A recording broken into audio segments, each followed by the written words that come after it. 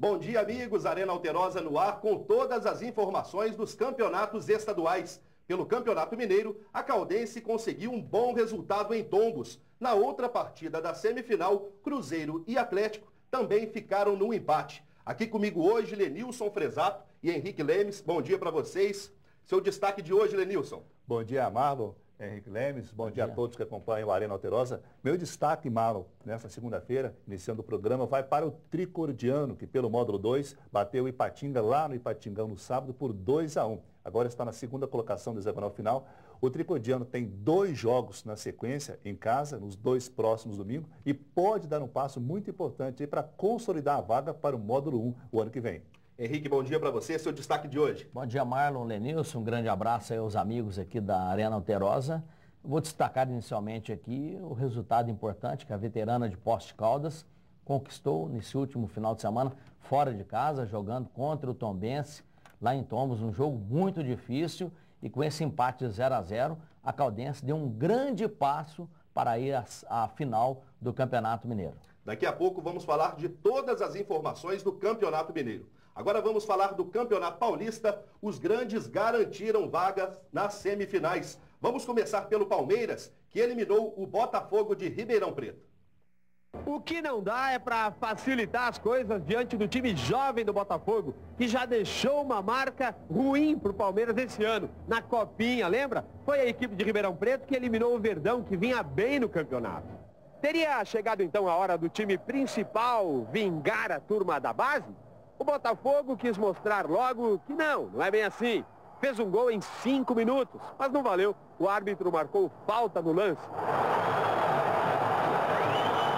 Só que aí o fogão meio que foi se apagando. Com isso, quem teve trabalho foi o goleiro Renan Rocha, para barrar o chute de Leandro Pereira. Essa foi a melhor chance de gol dos donos da casa no primeiro tempo. No segundo, não é que o fogão quis acender de novo? Mas se o desfecho da jogada é ruim, não adianta. O Palmeiras estava lutando para retomar o domínio do jogo e conseguiu isso dos exatos 15 minutos para frente, porque Valdívia saiu do banco de reservas, entrou em campo. Queira ou não, o time funcionou diferente. A criatividade nas jogadas de ataque ganhou força. Dos pés do mago do Palmeiras começou o lance que fez a rede balançar. Leandro Pereira foi quem completou pro gol.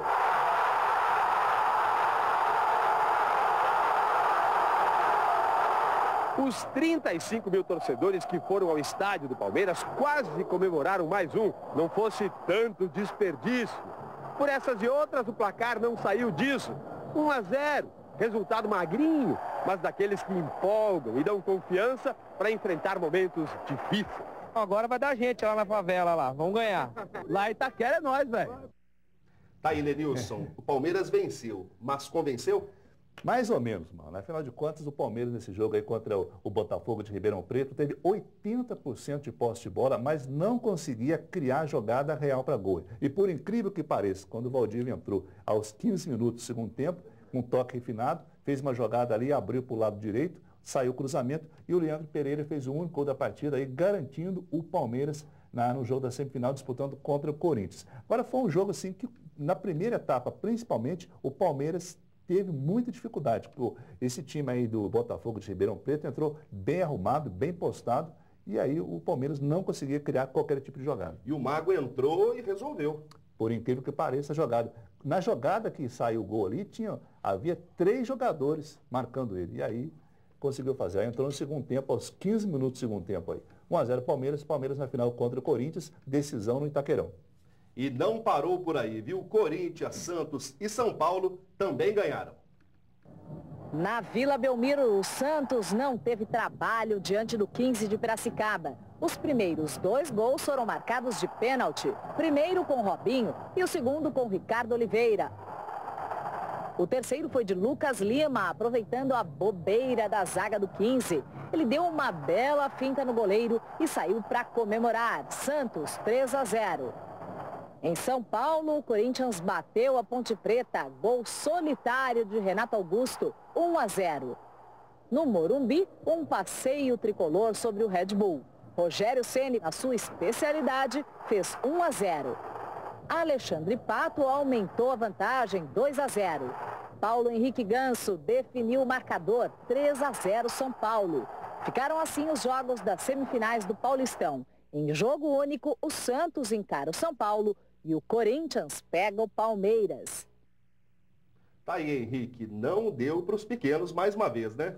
Deu a lógica aí na semifinal do Campeonato Paulista, prevaleceram os clubes grandes.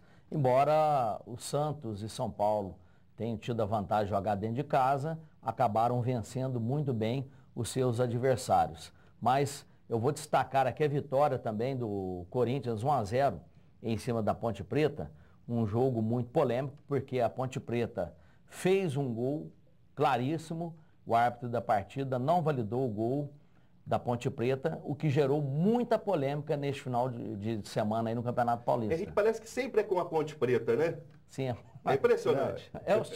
São os times do interior. Quando você pega um Corinthians, ainda mais lá na Arena Itaquera cheio, queira ou não queira, Marlon, o juiz dá uma tremida assim. O gol da Ponte Preta, isso eu concordo com o Henrique Lemes. O gol da Ponte Preta foi marcado pelo Renato Cajá aos 37 minutos do primeiro tempo, quando o placar ainda estava em 0-0, que a situação poderia ser completamente diferente. E a Ponte Preta realmente foi operada contra o Corinthians, viu? Meteram a mão na Ponte Preta. E a rodada dos estaduais pegou fogo em todo o Brasil. Vamos aos gols. Pelo Campeonato Carioca, a noite foi de Fred no Clássico Fluminense contra o Botafogo. De cabeça, ele fez 1-0 Flu. Cobrando pênalti, ampliou para 2-0.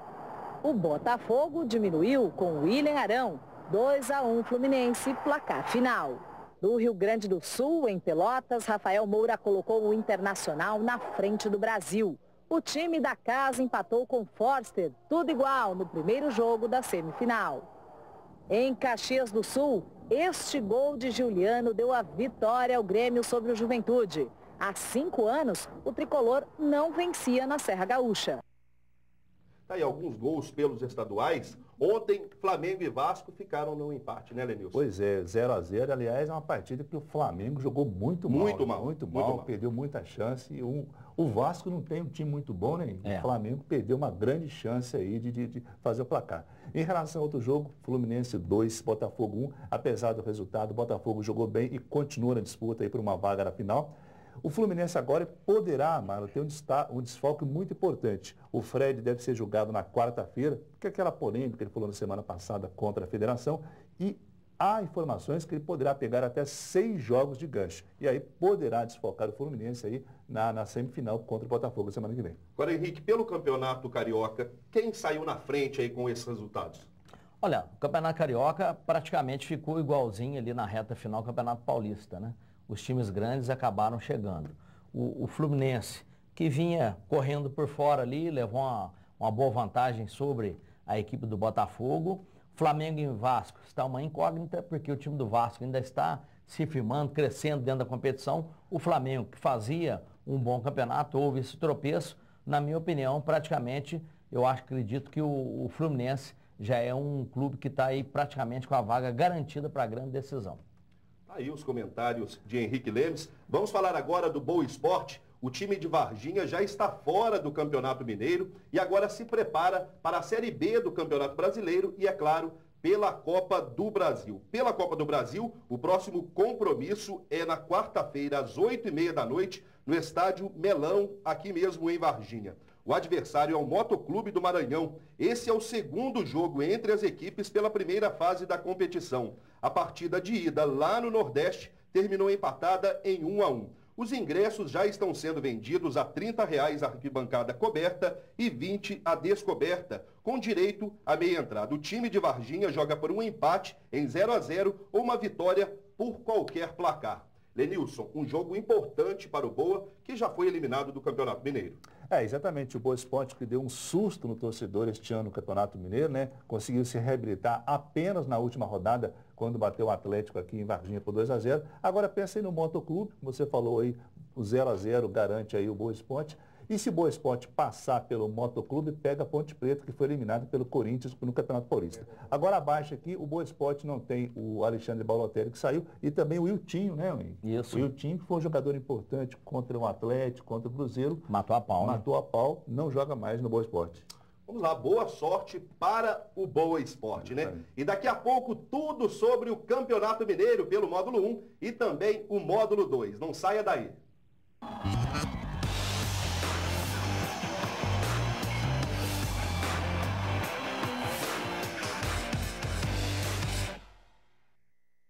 Estão abertas as inscrições para o maior festival de música do Brasil. Que música é essa que superlota as praças? Compositores de todos os estados brasileiros disputarão em São Lourenço, Extrema, Varginha, São Tomé das Letras, Guapé, Três Pontas e Boa Esperança o troféu Lamartine Babo e R$250 mil em prêmios. Que música é essa que... Inscrições até 4 de junho. O FIES é um importante instrumento para ampliar o acesso ao ensino superior. Quem aderiu ao programa até 2014 pode ficar tranquilo. O sistema permanecerá disponível até 30 de abril e todos terão assegurado o aditamento de seus contratos. Além disso, o governo abriu novas vagas neste ano, priorizando cursos com qualidade. Esse é um compromisso. Uma pátria educadora se faz com mais acesso à educação. Ministério da Educação, Governo Federal. Você saberia dizer as duas coisas que essas pessoas têm em comum? A primeira é que essas pessoas tiveram problemas com drogas. E a outra é que todas elas encontraram ajuda em Narcóticos Anônimos. Só por hoje funciona! Narcóticos Anônimos. Nós podemos ajudar.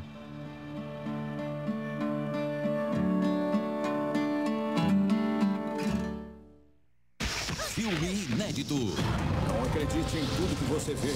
Num lugar mágico. Você acha que tem poder sobre mim?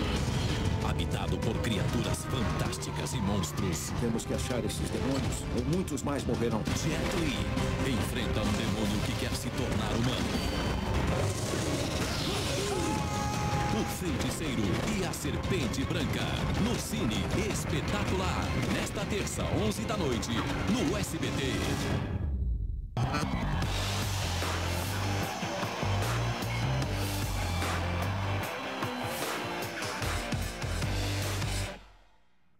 Voltamos agora para falar do Campeonato Mineiro, começando pelo módulo 2. O tricordiano venceu o Ipatinga fora de casa. O Tigre saiu na frente, Luciano Rodella recebeu fora da grande área, cortou para o meio e bateu na direita do goleiro Rubens, marcando próximo aos 30 do primeiro tempo o gol da vantagem do time do Triângulo Mineiro. No finalzinho da primeira etapa, Rudimar recebeu, driblou o goleiro Túlio e marcou para a equipe de Três Corações empatar. Já no segundo tempo, aos 16 minutos, depois da defesa do Ipatinga atrapalhar a jogada do ataque tricordiano com a mão, Mário César virou e decidiu o jogo.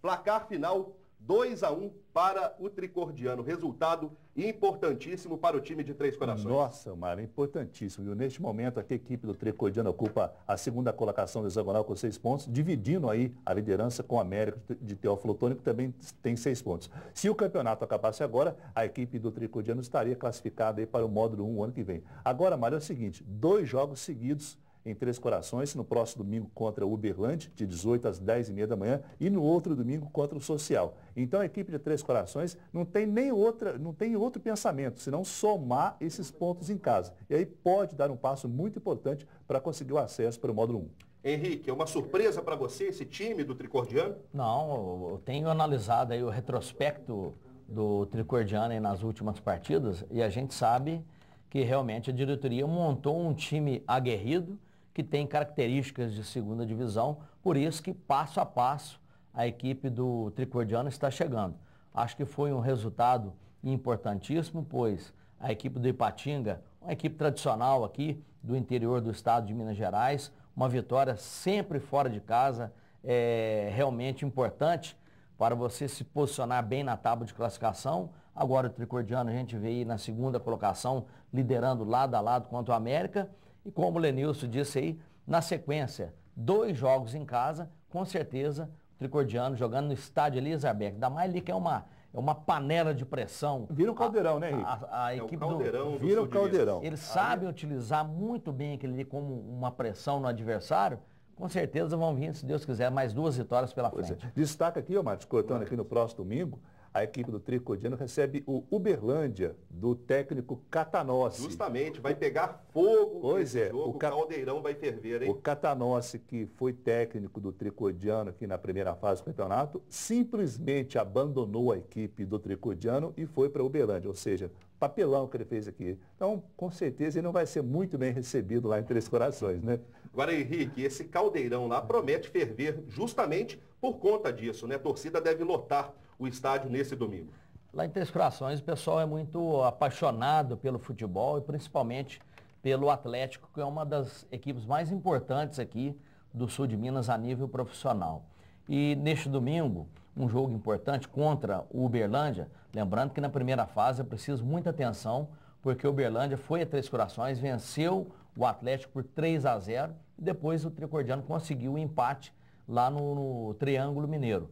A torcida vai ficar meio dividida, pegando no pé do treinador ali, mas neste momento a concentração e a pressão dentro do estádio Eliezer Beck, elas vão caminhar juntas, porque realmente o tricordiano precisa muito da vitória neste domingo e tem condições de passar pela equipe do Uberlândia. Pelo módulo 1, Caldense e Tombense ficaram no empate no último sábado. Nós temos imagens aí desse jogo, um jogo complicado para a Caldense e com grandes defesas do goleirão da veterana.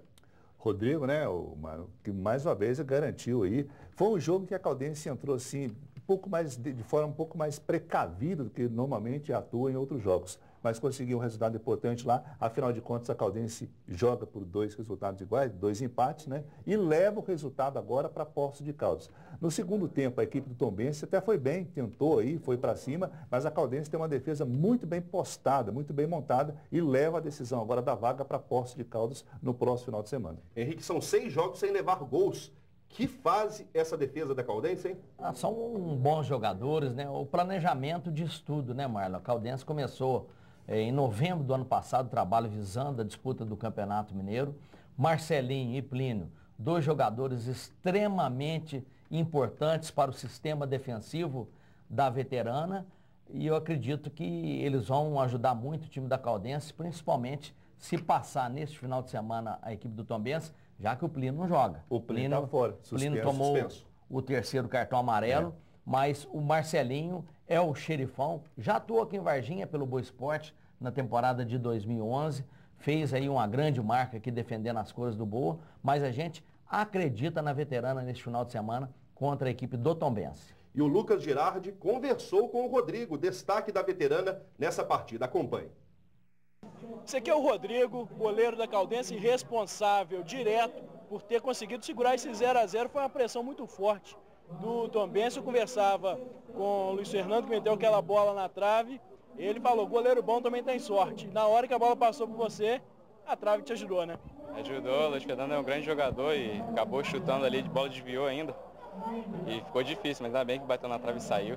E a gente já sabia já que ia ser uma pressão muito grande aqui, mas a gente esperava levar o resultado lá para Poços de Caldas. E como a gente tem o regulamento a nosso favor, então levamos a vantagem para lá, conseguimos nosso objetivo e agora conseguir conquistar essa vaga na final.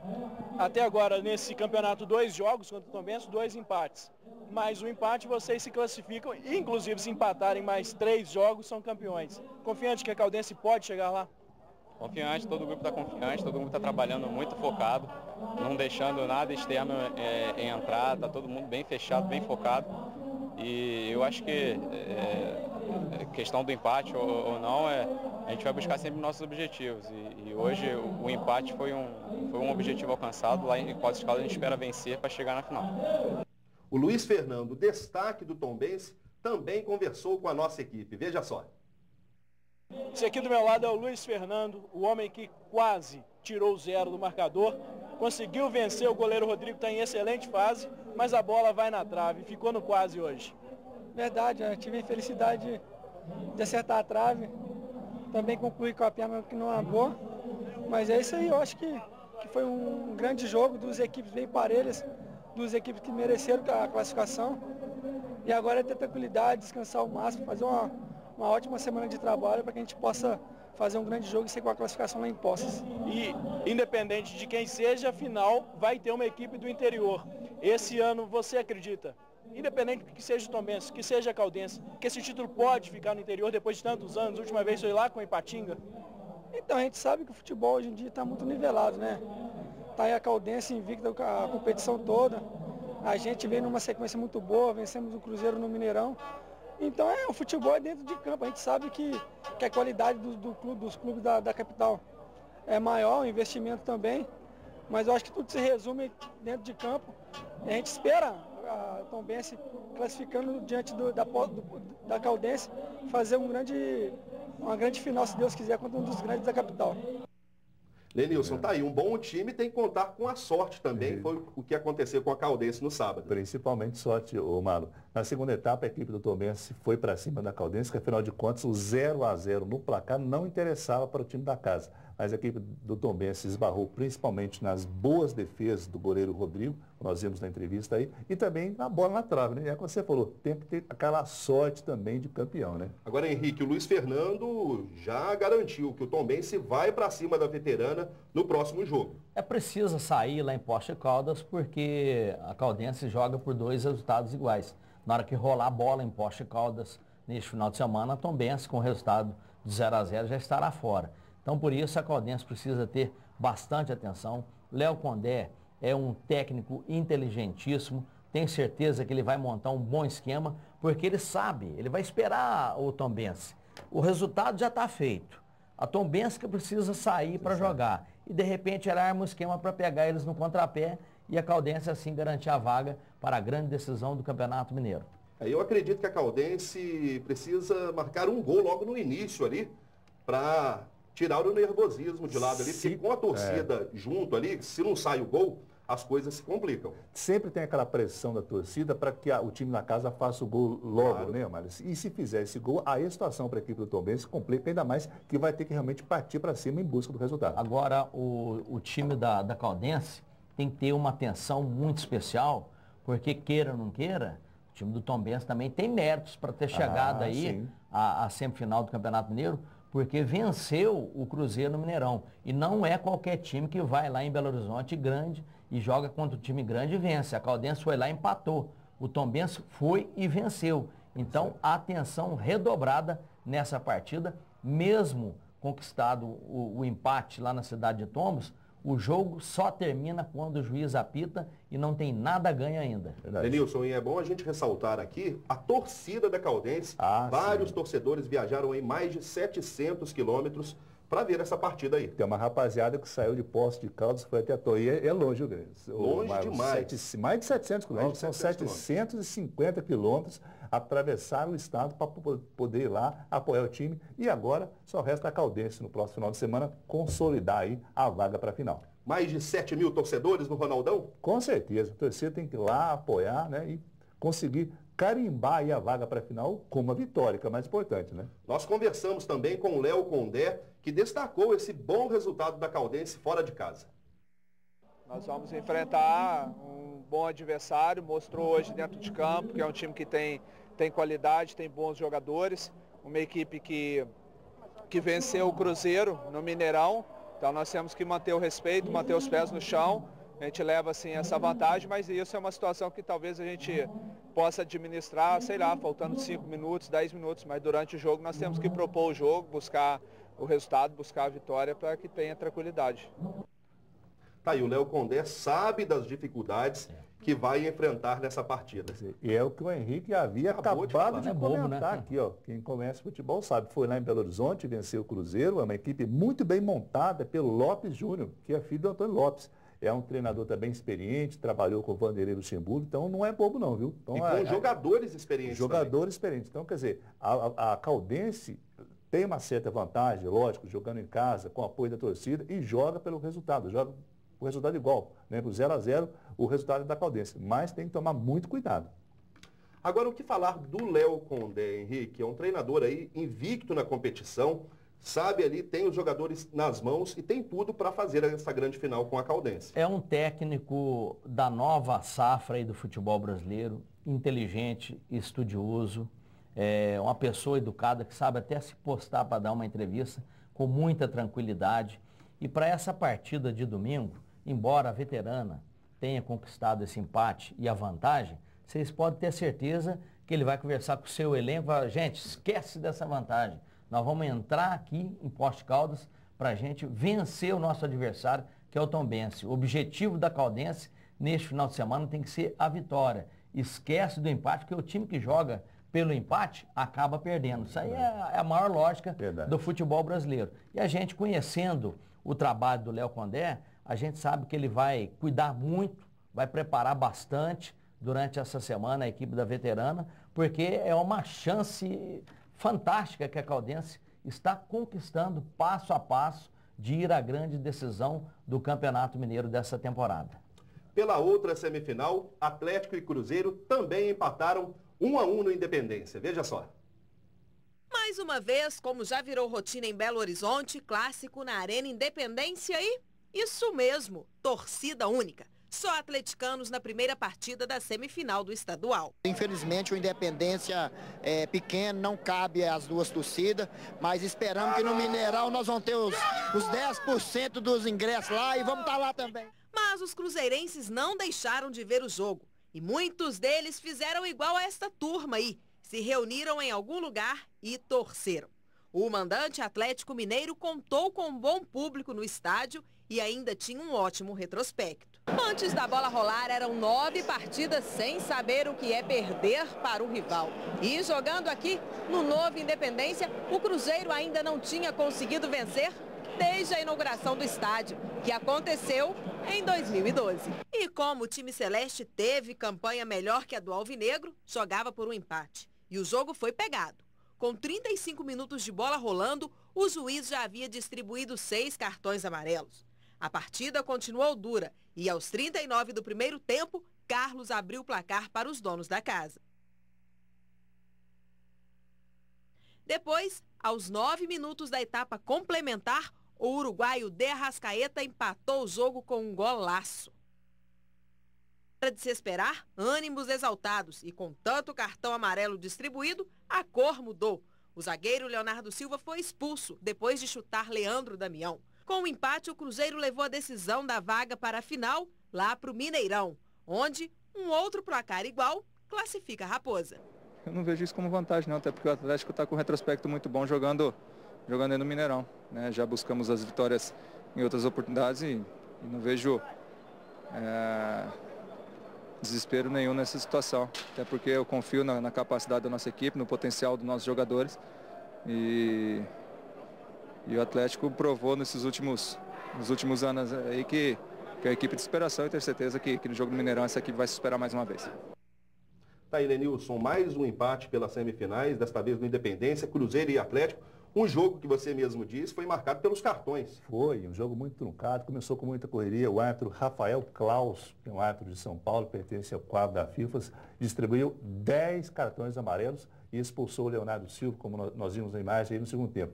O Leonardo Silva ainda não tinha cartão amarelo, recebeu o cartão expulso, ele se enroscou ali com o Leandro Damião e acabou dando um chute ali nas partes baixas do Leandro Damião. Na zona do agrião, né? Nessa zona do agrião acabou expulso. Mas foi assim, os jogadores não colaboraram para a arbitragem, sabe? Foi um jogo, mas foi um jogo bom, sabe? Agora a decisão a semana que vem no Mineirão, né? Henrique, quem fica com essa vantagem? O Cruzeiro joga por 2 empates, mas é um resultado bom para o Cruzeiro? Olha, eu acredito que foi sim um resultado importante conquistado aí fora de casa, mas o time do Atlético é uma equipe aguerrida. O Cruzeiro ainda está em formação nessa temporada de 2015. O Atlético tem uma base, tem os jogadores melhores nesta atualidade. Eu acredito que vai dar Atlético na grande decisão. Agora, Lenilson, para a Caldense, qual equipe seria melhor? Cruzeiro ou Atlético? O Atlético, a Caldense venceu e conseguiu um empate diante do Cruzeiro lá em Belo Horizonte. Pois é, eu acho que seria um grande desafio para a Caldense na final, que venha o Atlético, que venha aí o Cruzeiro, eu acho que não há preferência não, os dois são difíceis, né? A primeira Caldense tem que passar pelo Tombense, é claro. Mas voltando aí ao clássico, um jogo de torcida única mais uma vez. Isso atrapalha o futebol de Minas, não Isso atrapalha? acaba com esse espetáculo, né? A equipe do Cruzeiro, o time do Cruzeiro abriu mão da carga de 10% de ingresso, né? Então torcida única lá. Então isso acaba com o espetáculo. E sempre está acontecendo isso lá em Belo Horizonte, né? Essa confusão e briga fora de estádio, sabe? A coisa complicada. Agora dentro de campo, Mário, vou ressaltar também o seguinte, o Carlos saiu machucado com uma torção no tornozelo direito, e o Marcos Rocha também foi substituído com uma lesão. Então, o Atlético pode ter problemas para o jogo da Libertadores, na quarta-feira contra o Atlas, lá no México, né? Então, e o Atlético não pode nem pensar na derrota. Tem que empatar ou vencer a partida lá. E para falar nisso, o Cruzeiro viajou logo depois do Clássico, onde enfrenta um time da Argentina pela Libertadores. Veja só. Quando o time chegou, nada de enrolação. O importante era seguir direto para o hotel, já que mais tarde tem treino. Olha, perninha pro alto, né? Alimentar bem e preparar o psicológico, né? Acho que a cabeça é um fator importantíssimo, né? Claro que sempre tem um outro que sente mais, né? Até porque o tempo é muito curto. Mas tenho certeza que o Marcelo também tem outros jogadores aí preparados. E quem que ele optar, se ele for tirar alguém, enfim... temos que entender e saber que é o melhor para a equipe. Então é importante que está todo mundo aí com muita vontade de jogar e produzir o seu melhor. A gente espera um jogo muito difícil, um jogo que eles vão marcar, vão jogar, eles sabem do desgaste nosso, então eles vão explorar isso, vão pressionar, mas a gente vai ter tranquilidade, superação para fazer uma boa partida. Mas o Cruzeiro teve problemas no desembarque. Sem visto, o atacante camaronês Joel foi barrado e teve que voltar. A assessoria do Cruzeiro disse que foi pega de surpresa, que o visto jamais tinha sido exigido, mesmo de atletas estrangeiros. Lenilson, que maratona, hein?